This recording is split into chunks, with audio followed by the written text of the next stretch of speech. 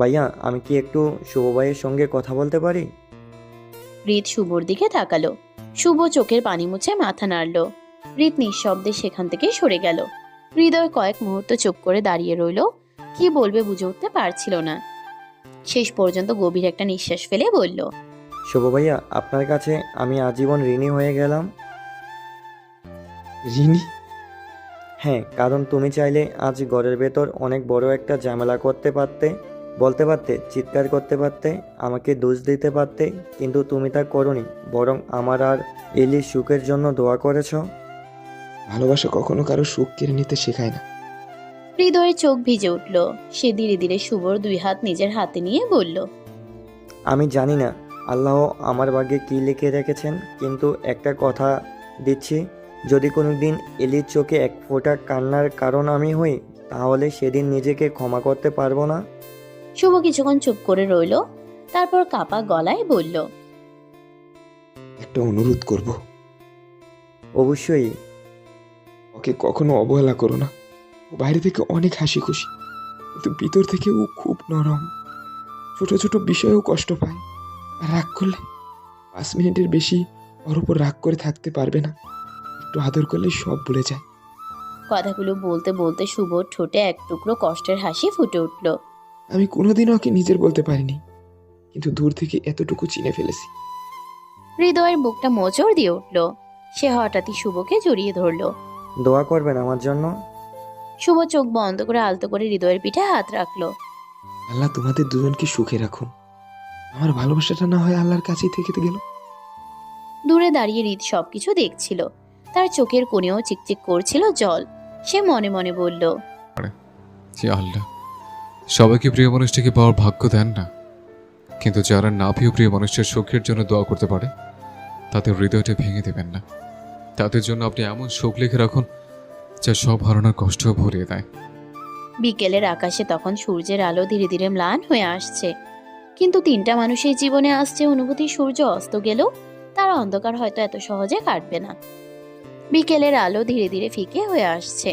খানবাড়ির drawing রুমে আবার সবাই বসেছে, কিন্তু আগের সেই হাসি আড্ডা যেন কোথাও হারিয়ে গেছে। শুভর কান্না ভেজা কথাগুলো এখনো সবার কানে বাজছে। এদিকে এলি নিজের রুমে চলে এসেছে। দরজাটা ভেতর থেকে লাগিয়ে বিছানার এক কোণে বসে রইল। আজ তার বুকটা অদ্ভুত ভারী লাগছে। সে হৃদয়কে ভালোবাসে, এ নিয়ে তার মনে কোনো দ্বিধা নাই। তবুও শুভর চোখে সে অসহায় দৃষ্টি, কাপা গলায় বলা কথাগুলো আর বারবার হাত দিয়ে চোখ মুছে নেওয়া দৃশ্যটা কিছুতেই ভুলতে পারছে না। তার চোখের কোণও ভিজে উঠল। সে আস্তে করে ফিসফিস করে বলল, দিয়েন না আল্লাহ, আমি কি কারো কষ্টের কারণ হয়ে গেলাম? ঠিক তখনই দরজায় মৃদু টোকা পড়ল। ঠক ঠক। এলি তাড়াতাড়ি চোখের পানি মুছে দরজা খুলতেই দেখল ক্রিস্পি দাঁড়িয়ে আছে। ক্রিস্পি ভেতরে ঢুকেই কিছু না বলে এলিকে জড়িয়ে ধরল। এই ছোট্ট স্পর্শে এলি আর নিজেকে সামলাতে পারল না। সে ক্রিস্পির কাঁধে মাথা রেখে কেঁদে ফেলল। কাঁদতে কাঁদতেই বলল, আমি তো কাউকে কষ্ট দিতে চাইনি তৃষ্পি। আমি তো শুধু হৃদয়কে ভালোবেসেছি। তাহলে শুভ ভাইয়ার এত কষ্ট কেন হচ্ছে? ক্রিস্পি এলির মাথায় হাত বুলিয়ে শান্ত গলায় বলল, কারণ ভালোবাসা সবসময় দুজনের হয় না এলি। কখনো কখনো একজন খুব গভীরভাবে ভালোবেসেও শুধু দূর থেকেই ভালোবাসতে পারে। আমি ওর চোখের দিকে তাকাতে পারছিলাম না। মনে হচ্ছিল আমি যেন অপরাধী। ক্রিস্পি আলতো করে এলির মুখটা তুলে ধরল। না, তুই অপরাধী না। ভালোবাসা কাউকে জোর করে দেয়া যায় না। তুই যদি হৃদয়কে ভালোবাসিস তাহলে সেটাও সত্যি, আর শুভ ভাইয়ার ভালোবাসাটাও সত্যি। শুধু আল্লাহ দুজনের ভাগ্যে এক পথ লিখে রাখেননি। শুভ ভাইয়া কি আমাকে ঘৃণা করবে? যে মানুষটা নিজের ভালোবাসা হারিয়েও তোর জন্য আল্লাহর কাছে দোয়া করতে পারে, সে তোকে কোনোদিনও ঘৃণা করতে পারবে না। এলির চোখ আবার ভিজে উঠল। সে দুই হাত তুলে দোয়া করল, ইয়া আল্লাহ, শুভ ভাইয়াকে এমন একজন মানুষ দিও যে তাকে আমার থেকেও অনেক বেশি ভালোবাসবে। তার সব কষ্ট দূর করে দিও। দরজার বাইরে দাঁড়িয়ে কথাগুলো শুনে হৃদের বুকটাও ভারী হয়ে উঠল। সে আকাশের দিকে তাকিয়ে মনে মনে বলল, হে আল্লাহ, কারো হৃদয় ভেঙে গেলে আপনি ছাড়ার কেউ তা জোড়া লাগাতে পারে না। শুভর জন্য এমন একজন মানুষ লিখে রাখুন যে তার সব কান্নার বদলে সারা জীবন হাসি উপহার দেয়। দূরে মসজিদ থেকে ভেসে এলো মাগরিবের আজান। সেই ধ্বনিতে যেন সবাই কিছুটা শান্ত হয়ে গেল, কিন্তু কেউ জানতো না এই নীরবতার পরই তাদের জীবনে এমন এক সত্য সামনে আসতে চলেছে যা শুধু শুভ নয়, পুরো খান পরিবারের জীবনটাই বদলে দেবে। শুভ নিস্তেজ যাওয়ার পর থেকে পুরো খান বাড়িটা যেন বদলে গেল। যে বাড়িতে সারাক্ষণ হাসি শব্দে মুখর থাকতো, সেখানে আজ অদ্ভুত এক নীরবতা। ডাইনিং টেবিলে সবাই বসেছে, কিন্তু কারোর মুখে কথা নেই। শুভ চেয়ারটা খালি। সাইমা বেগম বারবার সিঁড়ি দিকে তাকাচ্ছেন, ছেলের পথ চেয়ে। অবশেষে তিনি দীর্ঘশ্বাস ফেলে বললেন, রিত বাবা, একবার শুভকে ডেকে আনতো। সকাল থেকে ছেলেটা এক ফোঁটা পানি পর্যন্ত মুখে দেয়নি। হৃদ আর কিছু না বলে উপরে উঠে গেল। দরজার সামনে দাঁড়িয়ে অনেকবার ডাকলো, শুভ, দরজা খোলো ভাই। কোনো উত্তর নেই। শেষ পর্যন্ত দরজা খুলে ভেতরে ঢুকতেই বুকটা কেঁপে উঠল। বারান্দার মেঝেতে বসে আছে শুভ। চোখ দুটো লাল হয়ে ফুলে গেছে, মনে হচ্ছে সারা রাত একটুও ঘুমায়নি। পাশেই পড়ে আছে নামাজের জায়নামাজ। হৃদ ধীরে ধীরে এগিয়ে গিয়ে তার পাশে বসে পড়ল। কিছু খেয়েছিস? ক্ষুধা নেই। এভাবে নিজেকে শেষ করে দিলে কিভাবে হবে? যাকে নিয়ে সব স্বপ্ন ছিল তাকে অন্য কারো হতে দেখার পরও কি মানুষের খিদা থাকে ভাইয়া? হৃদের বুকটা মোচড় দিয়ে উঠল। সে কিছু বলার ভাষা খুঁজে পেল না। ঠিক তখনই সালমা খান, সাইমা খান, আমজাদ খান আর ইকবাল খানও রুমে চলে এলেন। সাইমা বেগম ছেলের সামনে হাঁটু গেড়ে বসে তার মুখটা দুই হাতে তুলে বললেন, বাবা, এভাবে নিজেকে কষ্ট দিস না আর। এই একটি কথাতেই শুভ আর নিজেকে ধরে রাখতে পারল না। সে ছোট বাচ্চার মতো সাইমা বেগমকে জড়িয়ে ধরে হাউমাউ করে কেঁদে উঠল। বড় আব্বু, আমি খুব চেষ্টা করছি, অনেক চেষ্টা করছি ওকে বলে থাকতে, কিন্তু পারিনি। আমি সত্যি পারিনি। তোমাদের এই বাটপার ছেলে আমাকে আশা দিয়ে রেখেছিল আমার হাতে এলিকে তুলে দিবে, কিন্তু দেখো এখন সব সব গিয়েছে বোনের খুশির দেখার জন্য আমাকে দূরে ঠেলে দিচ্ছে এখন। সাইমা বেগমের চোখও ভিজে গেল। তিনি শুধু মাথায় হাত বুলিয়ে পড়তে লাগলেন, আল্লাহ ধৈর্যশীলদের সঙ্গে আছেন বাবা। আমজাদ খান এগিয়ে এসে শুভর কাঁধে হাত রাখলেন, গভীর কণ্ঠে বললেন, আজ তুই একজন মানুষ হিসেবে আমার সম্মান আরও বাড়িয়ে দিয়েছিস। নিজের ভালোবাসা না পেয়েও অন্যের সুখের জন্য দোয়া করতে সবাই পারে না। আল্লাহর উপর ভরসা রাখো। তিনি যখন একটা দরজা বন্ধ করেন তখন এমন একটা দরজা খুলে দেন যা আমরা কল্পনাও করতে পারি না। ঘরের সবাই তখন দুই হাত তুলে শুভর জন্য দোয়া করল। সালমা খান কান্না জড়িত কণ্ঠে বললেন, ইয়াল্লাহ, আমার এই ছেলেটার বুকের সব কষ্ট আপনি দূর করে দিন। ওর ভাগ্য এমন একজনকে নিক, দিনদার আর ভালো মনের মানুষকে লিখে দিন, যে ওর ভাঙা হৃদয়টা আবার হাসতে শেখাবে। আমিন। একসঙ্গে সবার কণ্ঠে ভেসে এলো আমিন। শুভ চোখ বন্ধ করে শুধু কাঁদছিল। তার মনে হচ্ছিল বুকের ভেতর জমে থাকা সব ব্যথা আজ অশ্রু হয়ে বেরিয়ে আসছে। 3 দিন পর 3টা দিন কেটে গেছে, কিন্তু শুভ যেন আগে সেই শুভ নেই। যে ছেলেটা পুরো বাড়ি মাথায় করে রাখতো, সারাক্ষণ হাসতো, সবাইকে হাসাতো, সে এখন প্রায় সারাদিন নিজের রুমেই থাকে। প্রয়োজন ছাড়া কারোর সঙ্গে কথা বলে না, খাওয়া দাওয়াও ঠিক মতো করে না, রাতের ঘুম আসে না। ফজরের আজান শোনা পর্যন্ত বারান্দায় দাঁড়িয়ে আকাশের দিকে তাকিয়ে থাকে। সালমা খান দূর থেকে ছেলেটাকে দেখেন আর দীর্ঘশ্বাস ফেলেন। একদিন সকালে নাস্তার টেবিলে তিনি বললেন, এভাবে আর কত দিন চলবে? আমাদের ছেলেটা তো দিন দিন শুকিয়ে যাচ্ছে। এলির সাথে শুভর বিয়েটা দিয়ে দিলে হয় না? শুভকে এভাবে আর দেখতে পাচ্ছি না আপা, কিছু একটা করা দরকার। এ কেমন চিন্তা তোমার? শুভর কথা ভাবতে গেলে দুটো মানুষ তখন কষ্ট পাবে। এটি ঠিক এলি, ওরা ভালোবাসার মানুষকে নিয়ে সুখে থাকুক, সময় সব ঠিক করবে ইনশাআল্লাহ। হৃদ চুপচাপ বসেছিল, তার বুকেও কম কষ্ট নয়। ছোট ভাইটার এই নীরবতা তাকে প্রতিদিন একটু একটু করে ভেতর থেকে শেষ করে দিচ্ছে। এদিকে তৃষ্টি সবকিছুই লক্ষ্য করছিল। সেদিন বিকেলে সে নিজের বাবাকে ফোন করলো। বড়াব্বু, যদি কয়েকদিনের জন্য শামীমাকে আমাদের বাড়িতে পাঠিয়ে দিতেন। ও অনেকদিন ধরেই বলছে আমার কাছে থাকবে। ও পাশ থেকে শামীমার বাবা হেসে বললেন, ঠিক আছে মা, কালই ওকে পাঠিয়ে দিচ্ছি। পরদিন সকালে খান বাড়ির সামনে এসে একটা গাড়ি থামলো। গাড়ি থেকে নেমে উচ্ছ্বসিত কণ্ঠে ডাক দিল, আপু। তৃষ্টি দৌড়ে গিয়ে ছোট বোনকে জড়িয়ে ধরল। আরে আমার পাগলি, অবশেষে চলে এলি তাহলে। তুমি ডাকবে আর আমি আসবো না, এ হতেই পারে না। গোলাপি রঙের সালোয়ার কামিজ, মাথায় হালকা ওড়না, মুখ ভরা মিষ্টি হাসি। মেয়েটাকে দেখে সালমা খানও মুগ্ধ হয়ে বললেন, মাশাল্লাহ, কি সুন্দর মেয়েটা। শামিমা লজ্জা পেয়ে সালাম করলো। সবাইকে সালাম করে সে ঘরের ভেতরে ঢুকলো। ঠিক তখনই সিঁড়ি বেয়ে নিচে নামছিল শুভ। তার চোখের নিচে কালো দাগ, মুখে ক্লান্তির ছাপ, দাড়িগুলো একটু বড় হয়ে গেছে। মনে হচ্ছে কয়েক রাত ঠিক মতো ঘুমায়নি। শামিমা প্রথমবার শুভকে দেখেই থমকে দাঁড়ালো। মনে মনে বলল, এ কি অবস্থা করেছো নিজের? চাকাটাকে খেয়েছো নাকি?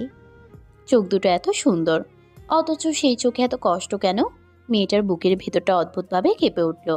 সে তৃষ্পির কানে আস্তে করে জিজ্ঞেস করলো, এই তৃপ্সি, তোর দেবরের এই অবস্থা কেন? তৃষ্পি একবার শুভর দিকে তাকিয়ে মৃদু হেসে বলল। পরে এক সময় বলবো তোকে। শামিমা আবারও শুভর দিকে তাকালো।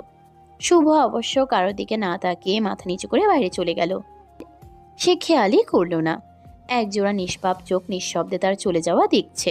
শামিমা মনে মনে শুধু একটা কথাই বলল, যে মানুষটাকে এতটা চুপচাপ লাগছে, তার বুকের ভেতর নিশ্চয়ই অনেক না বলা গল্প লুকিয়ে আছে। কিন্তু কি হতে পারে সেটা আমাকে খুঁজে বের করতে হবে। শামিমা বারান্দায় দাঁড়িয়ে শুভর চলে যাওয়ার দিকে তাকিয়ে রইল। কি অদ্ভুত মানুষ! বাড়ির সবাই যেখানে গল্প করছে, হাসছে, সেখানে মানুষটা একা একা বাগানের এক কোণে গিয়ে বসে পড়ল। মাথা নিচু করে শুধু মাটির দিকে তাকিয়ে আছে। মনে হচ্ছে পৃথিবীর সব কষ্ট যেন ওই মানুষটার বুকে এসে জমা হয়েছে। শামিমা আর নিজেকে আটকাতে পারল না। ধীরে ধীরে তৃষ্পির পাশে এসে দাঁড়িয়ে বলল, তৃপ্সি, সত্যি করে বল তো, শুভ ভাইয়ার ও কি হয়েছে? তৃষ্পি কিছুক্ষণ চুপ করে রইল। তারপর দীর্ঘশ্বাস ফেলে সব ঘটনা খুলে বলল। এলিকে ভালোবাসা কোনোদিন বলতে না পারা, আর যেদিন সাহস করে বলল সেদিনই অন্য একজন এসে এলির হাত ছেয়ে বসল। সবটা শুনে শামিমা নিশ্চুপ হয়ে গেল। সে জানালার বাইরে তাকিয়ে দেখল শোভা এখন একইভাবে বসে আছে। তার বুকের ভেতরটা হঠাৎ কেমন যেন করে উঠল। সে আস্তে করে বলল, একটা মানুষ এতটা কষ্ট নিয়েও কিভাবে বেঁচে থাকে? শুভ ভাইয়া খুব শক্ত মনের মানুষ, কিন্তু এবার মনে হয় সত্যিই ভেঙে গেছে। ঠিক তখনই বাইরে থেকে হৃদের ডাক শোনা গেল। শুভ, চল একটু বাইরে যাই। ভালো লাগছে না ভাইয়া, তুমি যাও। সারাদিন এভাবে একা বসে থাকলে ভালো লাগবে? আমাকে একটু একা থাকতে দাও প্লিজ। কথাটা বলেই শুভ উঠে নিজের রুমে চলে গেল। তার চলে যাওয়া দেখে সালমা খান চোখ মুছলেন। সাইমা বেগম ফিসফিস করে বললেন, আল্লাহ, আমার ছেলেটার বুকের কষ্টটা আপনি হালকা করে দিন। আমজাদ খানও আকাশের দিকে তাকিয়ে দোয়া করলেন। হে আল্লাহ, যে ছেলে নিজের ভালোবাসা হারিয়েও অন্যের সুখের জন্য দোয়া করতে পারে, তার জীবনে আপনি এমন একজন মানুষ পাঠিয়ে দিন যে ওর চোখের সব কান্না মুছে দেবে। সবাই নীরবে আমিন বলল। দূরে দাঁড়িয়ে শামিমাও দুই হাত তুলে দোয়া করল। তার চোখেও জল। সে শুভর জন্য প্রেম অনুভব করেনি, কিন্তু একজন ভেঙে পড়া মানুষের জন্য তার মনে গভীর মায়া জন্মেছে। সে মনে মনে বলল, আমি জানি না আপনার জীবনে আমার কোনো জায়গা হবে কিনা শুভ ভাইয়া, কিন্তু আল্লাহ যদি কোনোদিন সুযোগ দেন তাহলে অন্তত আপনার মুখের হাসিটা ফিরিয়ে দেওয়ার চেষ্টা করব, ইনশাআল্লাহ। সেদিন কেউ খেয়াল করেনি একটি মেয়ের হৃদয়ে ভালোবাসা নয়, প্রথমে জন্ম নিয়েছিল গভীর মায়া। আর অনেক সময় সত্যিকারের ভালোবাসার শুরুটা ঠিক এখান থেকেই হয়। ফজরের আজান ভেসে আসতেই পুরো খানভারি ধীরে ধীরে জেগে উঠল। শামিমাও ঘুম থেকে উঠে উজু করে নামাজ আদায় করল। নামাজ শেষে বারান্দায় এসে দাঁড়াতেই তার চোখ পড়ল বাড়ির বাগানের দিকে। সেখানে সাদা পাঞ্জাবি পরে বেঞ্চে বসে আছে শুভ। দুই হাত তুলে আল্লাহর কাছে কি যেন খুব মন দিয়ে দোয়া করছে। তার চোখ বেয়ে টপ টপ করে অশ্রু ঝরে পড়ছে। শামিমার বুকটা অজান্তেই মোচড় দিয়ে উঠল। সে কোনোদিন ভাবেনি একটা ছেলেও এভাবে লুকিয়ে লুকিয়ে কাঁদতে পারে। দোয়া শেষ করে শুভ চোখ মুছে ধীরে ধীরে উঠে দাঁড়ালো। ঠিক তখনই সাইমা বেগম হাতে এক গ্লাস দুধ নিয়ে এগিয়ে এলেন। বাবা, একটু খেয়ে নে, দেখ শরীর ভালো লাগবে। আম্মু, আমার খেতে ইচ্ছে করছে না। তুই না খেলে আমার গলায় খাবার নামে কি করে বল? মায়ের কথায় শুভ আর না করতে পারল না, চুপচাপ গ্লাসটা হাতে নিয়ে এক নিঃশ্বাসে দুধটুকু খেয়ে ফেলল। দূর থেকে সবকিছু দেখছিল শামীমা। তার চোখ ভিজে উঠল। সে মনে মনে বলল, একটা ছেলে নিজের কষ্ট লুকিয়ে শুধু মায়ের মুখের দিকে তাকিয়ে জোর করে হাসছে। মানুষটা আসলে কতটা ভেঙে গেছে। ঠিক তখনই তৃষ্টি এসে শামীমার পাশে দাঁড়ালো। কি দেখছিস? কিছু না। শুভ ভাইয়ার জন্য মন খারাপ হচ্ছে? তুই জানিস তৃপ্সি, আমি কাউকে এভাবে ভেঙে পড়তে কোনো দিন দেখিনি। ওর জন্য খুব মায়া হচ্ছে। মায়া থেকেই অনেক সময় সম্পর্কে শুরু হয় শামীমা। তবে একটা কথা মনে রাখিস, এখন শুভ ভাইয়ার জীবনে ভালোবাসার কথা বলার সময় নয়। আগে ওকে স্বাভাবিক হতে দিতে হবে। আমি কিছুই চাই না, শুধু চাই মানুষটা আবার আগের মতো হাসুক। আল্লাহ যদি চান একদিন সেই হাসির কারণ হয়তো তুইই হবি। শামীমা কিছু বলল না, শুধু দূরে দাঁড়িয়ে থাকা শুভর দিকে একবার তাকিয়ে মৃদুস্বরে বলল, ইয়া আল্লাহ, আমি কোনো সম্পর্ক চাইছি না, শুধু এই মানুষটার বুকের কষ্টটা একটু কমিয়ে দিন। ও যেন আবার প্রাণ খুলে হাসতে পারি। খান বাড়িতে আজ একটু অন্যরকম ব্যস্ততা। তৃষ্টি আর শামীমা মিলে রান্নাঘরে সালমা খানের কাজে সাহায্য করছে। রান্নাঘর জুড়ে হাসি আড্ডা চললেও একজন মানুষ এখনো সবার থেকে আলাদা, শুভ।